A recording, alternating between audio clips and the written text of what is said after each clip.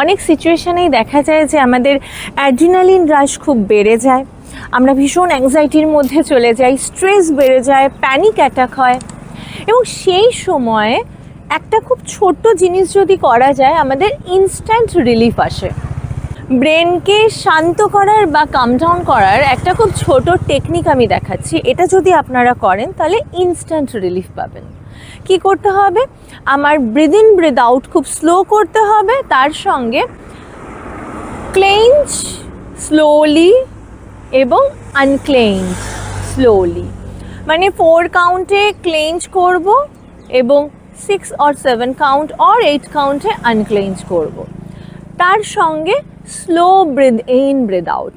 এইটা যদি আমরা করতে পারি, আমাদের অ্যামিগডালা কিন্তু শান্ত হবে, আমাদের লিম্বিক সিস্টেমের ড্রাইভ কিন্তু কমবে এবং আমাদের প্যারাসিম্প্যাথেটিক নার্ভাস সিস্টেম কিন্তু অ্যাক্টিভেট হবে। আমাদের সেই মোমেন্টে যে স্ট্রেস রয়েছে, অ্যাংজাইটি রয়েছে কিংবা প্যানিক অ্যাটাক হচ্ছে, সেইটা থেকে কিন্তু আমরা ইনস্ট্যান্ট রিলিফ পাবো।